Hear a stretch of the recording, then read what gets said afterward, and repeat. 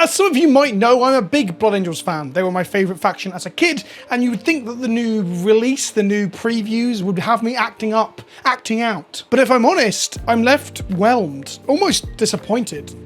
Dare I say it, these are boring. To name drop and humble brag a little bit, when I was chatting to Jay, Aeons of Battle, who's been on the podcast recently, when I was chatting to him about like 40k in general and the model releases that were coming, he said that he felt that 40k was on the back burner, that it just wasn't an immediate concern for GW for some reason. And at first I just didn't agree. And then as I started to introspectively look back at this edition and the last year or two of model releases, I started to actually see what he meant. I came into this video planning to say that the model releases in the last year or two have completely sucked, but that isn't actually true when you really look back at it. I think some of them have worked. Tyranids, for example, had huge range revamps with Leviathan dropping at the midpoint of last year.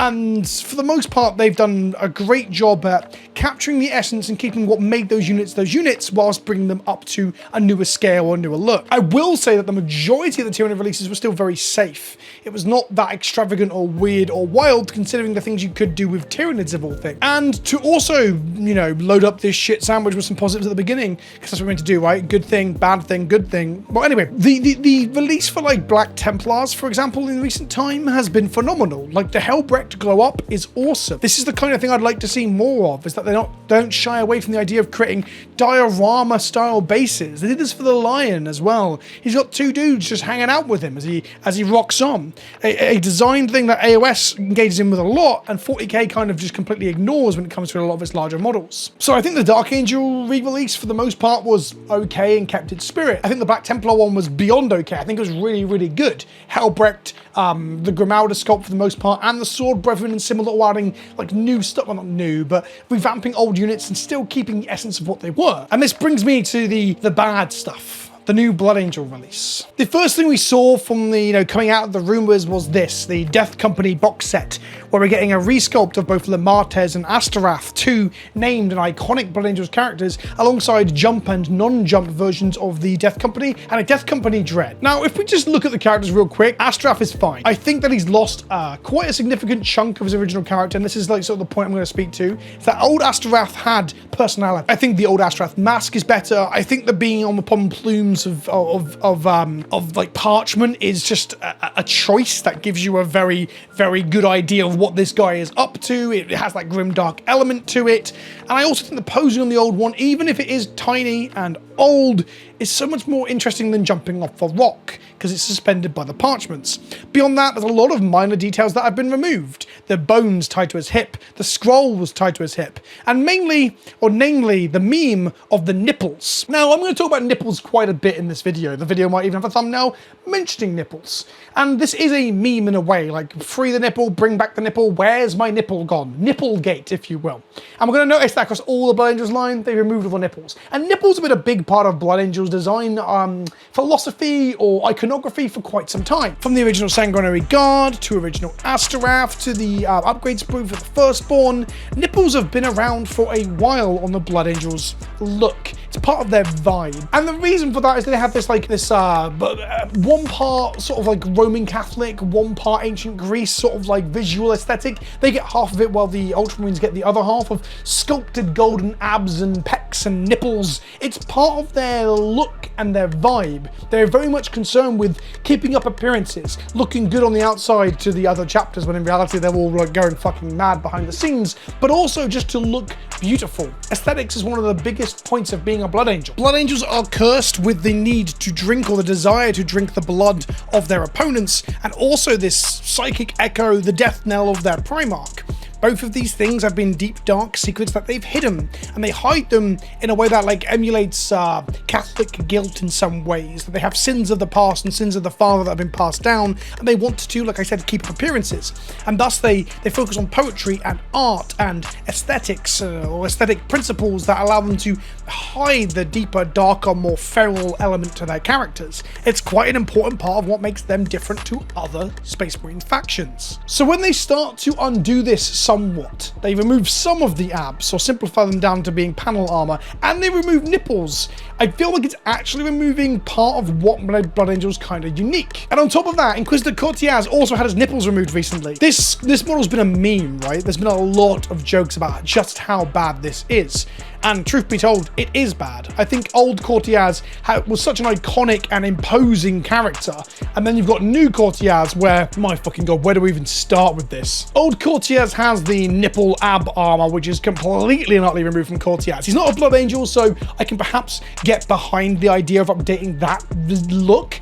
But beyond that, the new armor is chunkier and like smoother. He looks like Imperial Mandate via the pathway of Wallace and Gromit's wrong trousers. He's doughy. He looks like a baby made out of tin. He's comically round. He's serving beach ball more than he's serving Imperial authority. I just want to pat him on the head. He's so small and be like, good boy. Who's a good Inquisitor? Who's a good Inquisitor? He looks like the original Stormcast models that everyone hated, and they've done a great job of moving away from in the AOS side of things. His hammer still has the unique sculpted details, but a lot of what made Cortiaz originally what he was is kind of absent. Hell, he somehow gained more hair by the official paint jobs. He's lost his parchment around his thigh. He's lost his hourglass. He's lost his book. Oh no, sorry, the book is still, no, that's the pistol. The book is gone. So many details just ripped out and thrown to the wind, which is super interesting because one of the biggest complaints about GW sculpting in modern time is that they're incredibly detail heavy and thus a pain in the ass to paint en masse. But when it comes to characters, I don't think that's much of an issue. I think characters are the way the details should be. So back to that, I genuinely believe that new Asterath, he's just about an update of the old one with some less details, some of his iconic stuff removed, and I think his face and posing is a bit more derpy. I think the jumping off the tactical rock thing is something they haven't mastered yet, and unfortunately with Blood Angels being in the early days of figuring out how to do tactical rock jumps as opposed to flight stands, we're going to see a lot of these ones look derpy. More of that in a moment with the Sanguinary Guard. And then we'll hammer through some of the other stuff as well. Leviathan, the new one, looks like he's about to fight a boss battle. You know, he's doing the big roar that a boss would do. Absolutely fine. I think the new model is really sick. Like, I really like it. I just think it's lost some of the character of the old Leviathan. So, for example, the missing skeleton toes. That's an interesting choice to get rid of. There is less parchment and less purity seals too. The iron ribcage is a choice that I quite like. However, I do still prefer the old jump pack straps because when painted red, it emulated the red cross, the red X that you'd see on Death Company units. And Leviathan is the leader of the Death Company. He's gone from left to being right-handed if both these images, neither of them are actually mirrored. And then of course he's got the one thing that I will defend to the hilt. They've moved the iron halo from his helmet to his backpack, and I'm a big fan of that. But on top of that, they've got a ball gag in his mouth. And this is the kind of weird character that I am here for in 40k. Something I'm going to labor as we go into the second part of this video is that I think AOS has a lot more loosey-goosey attitudes towards revamps and model designs and new models too. Like, you see some really eccentric and weird stuff come out of AOS, from giant pigs to men surfing on capes made out of waves. They have a lot more interesting things happening in AOS because I think it's not the focus for bringing all the bloody money in. So when I see nipples removed as a design choice for an entire faction, part of me wonders if it's the literal and metaphorical edges of the world being sanded off to make it easier to sell to families. I don't think nipples are really a problem in British society, and thus I can't imagine GW are like, oh, get rid of the nipples, get rid of the nipples. But I do wonder if it's just one part of the rounding off the edges of what 40k is, giving us, you know, the hero character we can all aspire to, removing the weird nipple stuff. It's all an element of sanitization. It's all an element of corporate mandated mediocrity that removes some of the character of the game. And let's go back to the Death Company for a moment in terms of removing character. The original Death Company kits are incredible. Look, I'm really biased about this, but I think they are the best Firstborn kits we ever had. The original ones, these are non-jump pack ones, but jump packs come in the kit as well, as do melee weapons, but they've got one of the legs has a giant parchment scroll covering their cock. You've got other ones with parchment scrolls strapped to the shoulders. You've got wings coming off boots and blood droplets galore and goblets and skulls and all this sculpted detail that makes them look truly bespoke and unique in the world, the sea of Space Marines in 40k. Fast forward to the modern Primarisification, the true scaling of our Blood Angels, and what do we get? We get an upgrade, I can't even say it without laughing, an upgrade sprue for the Primaris Assault Marines. That's right, kids. Welcome to New Death Company. Instead of all the sculpted detail we had before, we instead have a couple of bits you can stick on and some shoulder pads and some power weapons, and we're just losing all of that vibrant and interesting detail that we saw in the old Death Company. It's all gone in favor of just painting a normal kit that you buy black with some red crosses. That's how you get Death Company now, and that is sad. That is sad as fuck. And we see this again with the Dreadnought. The old Death Company Dreadnought is a, look at this. It's boxy and it's tiny and its scaling needs fixing, I absolutely agree. But the skull on the front and the double claw of the Furiosa Dreadnought, which already exists outside of the black paint scheme and stuff, this thing is iconic and I fucking love it. It's a personal, subjective thing, but also the skull on the front just makes it the Death Company Dread. It's got an iconic call sign on the front of it. The new Death Company Dread is a Brutalis Dreadnought with an expansion kit that allows you to put like a sculpted skull on the right hand side, for example.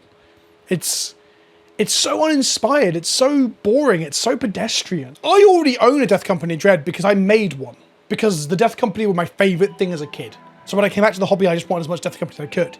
I wanted Death Company Dreads, because in 9th edition they even give it rules. I built this before the rules came around. So in 9th edition you could put a Death Company mark onto certain units to give them like a Filno paint and stuff. And as you can see, I took part of the Death Company Dread kit, the skull for example, and put it on this guy. There's also some tarpaulin draped over him and some iconography and stuff. But the skull on the front is so iconic that I bought another kit and Kitbashed it to look this way. I love this little guy. And I think he looks so much more interesting than the current Death Company Dread they're about to release that I might have to then do a similar kit bash to him. Oh, by the way, that banner is meant to be on his back. Ooh. This banner is a banner taken from an AOS model, which is something I'm going to come to now. The fact that when it comes to kit bashing stuff and finding things to put on your models to make them grim dark, it's really, really rare that people do that with 40k models anymore, right? It's normally AOS that you're going to grab parts for like wings and similar. It's not completely true. The wings on one of my captains are from a Drukhari kit. This is a Space Marine jump captain that I made using Drukhari wings and other bits and AOS bodies, because there's poses over there that you don't get in 40k. And yeah, he doesn't really have any rules anymore because he's been fucked by the changing of rules over years. He can't carry the stuff that he's currently carrying, but I still love that I built and painted him. He was a passion project to show my love for Blood Angels. So the new captains, they're nippleless. Again, removing the nipples. Sure, I guess. Again, so what I'm coming to with these ones is that I don't think the captain here or the Sanguinary are terribly bad. I think new Sanguinary is just a reasonable update for the old one. The nipples are gone and his face looks stupid, and it's just a safe up. And safe and it's fine, right? Like, I've been casting my mind back to see if I've got a honeymoon period here where I remember Indomitus a lot more favorably than Leviathan. Going into 9th was a lot more exciting than going into 10th. Well, 10th was exciting from a rules and index perspective, but from a modeling and hobby and crafting perspective, I found it a bit more bored. So for example, to go on a little tangent here, the Indomitus captain, absolutely phenomenal model.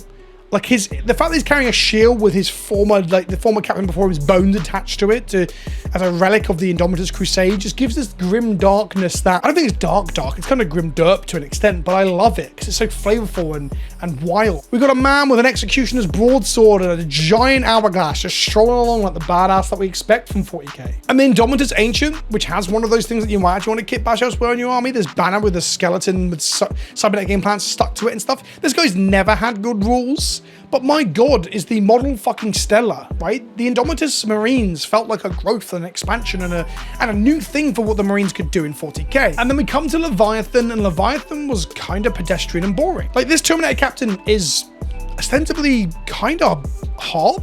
Like, it is a nice sculpt. All of the sculpts in it are nice. Like, the Terminators are... Oh, again, I'm going to say the word gorgeous in the sense that they are absolutely a true scaling of the thing that I fell in love with when I was a kid. And that is fine, and that is safe. And Indomitus did this on the other half of the box. Whilst the Marines were extreme and wild and interesting, the Necron half was quite safe.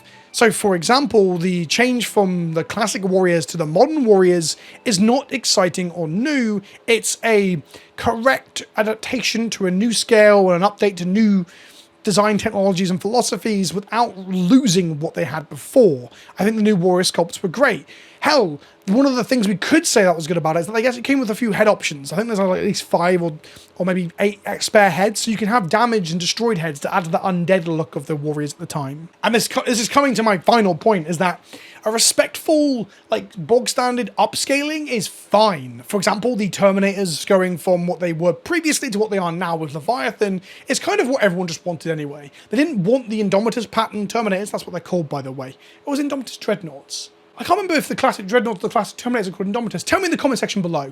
I can't bother to look it up. But either way, that's what people wanted, was the true scaling with no really bells and whistles. We just want them updated to look like a modern version of what we had before. But the Death Company are just, it's not that. This is losing all the character and flavor they had before. And that's before we even get into the conversation about weapon options. It looks like if they are an update or an upgrade to the Assault Marine sprue and kit, we're going to get one sergeant with a special weapon and maybe one special weapon every 5 or 10, which makes your old Death Company, which some of you are just saying, fuck you, Vince, just play your old stuff, makes all your old models shit and unusable because they all come with all sorts of weird stuff because you've given them power swords and power mauls that have already been gone for a while, and thunder hammers and power fists, and all those things are going to be not playable now other than 1 in 5 or 1 in 10 or on the sergeant or whatever.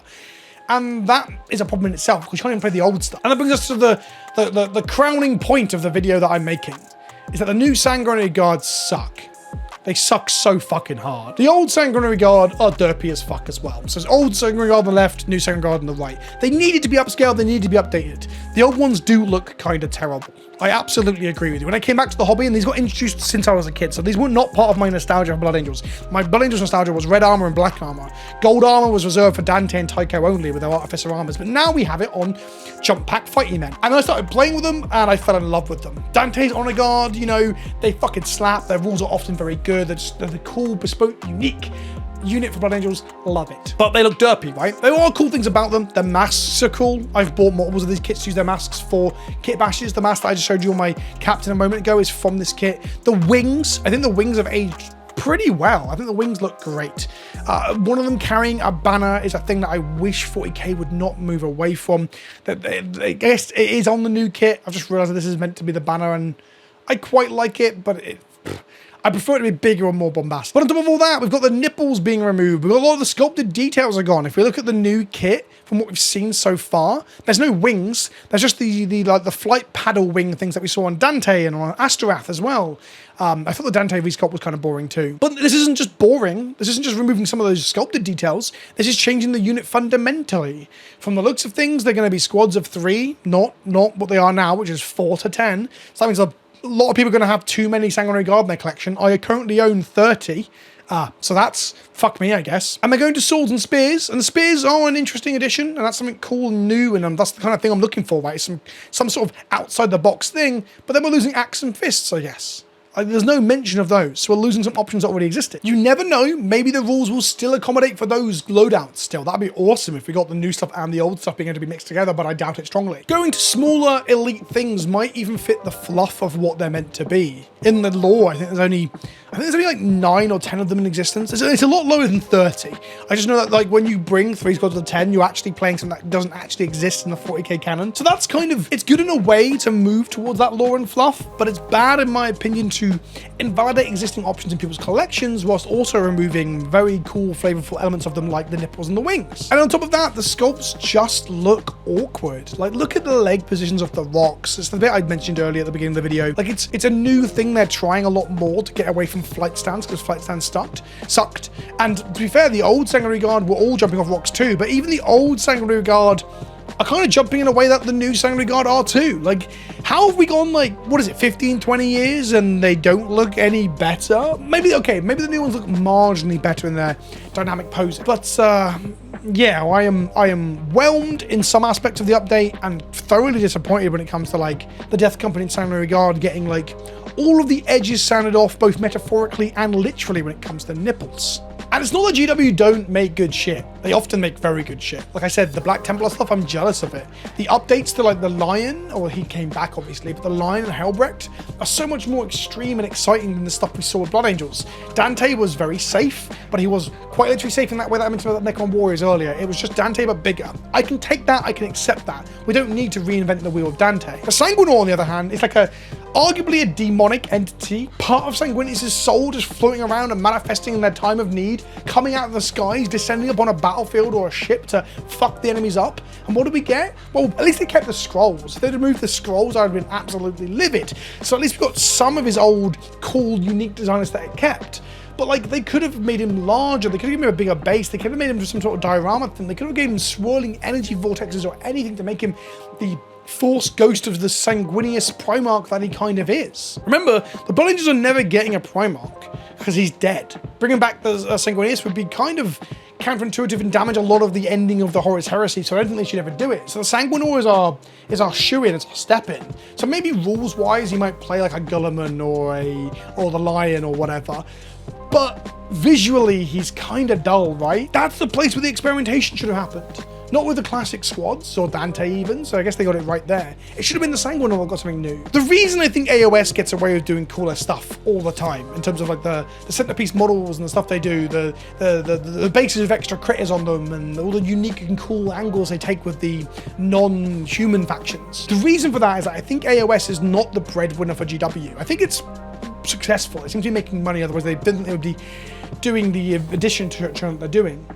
But I think that 40k is probably stilted and stunted by corporate oversight and red tape and discussions at a boardroom level. When you have GW making so much money off of 40k as a property, you probably have to be a bit more safer or a bit more hundreds of chefs and fingers in the pie, right? So you don't just say, fuck it, do whatever you want, sculptors, we'll figure it out later, like you would have done in the classic days of when we got weirder stuff in 40k. Instead, it probably has to go through boardroom, well, not boardroom approval, but approval through many measures to make sure it fits with the brand identity of this supposedly satirical, like, grimdark future. I want to see more Void Dragons and Norn Emissaries and other wild centerpiece models or cool units even. Like, look at the World Eater line when it came out. The 8-bound were fucking pedestrian by the standards of what we could have got. Not a single demon engine. Same with the Votan. I think they really scuffed that release too.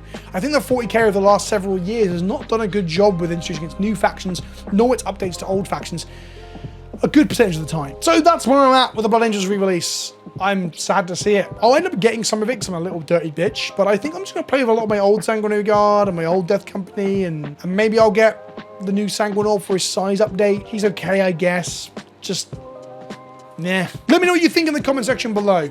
Do you think that there's something going on where 40k has just too many people having their opinions on, or corporate mandated opinions on what they can and can't do, and that's why we don't see the experimentation? I'll end it with this. Look at the prosecutors from Scaventide and how wonderful they look compared to the first edition's fucking Stormcastified Sanguinary Guard. Like, it's night and day.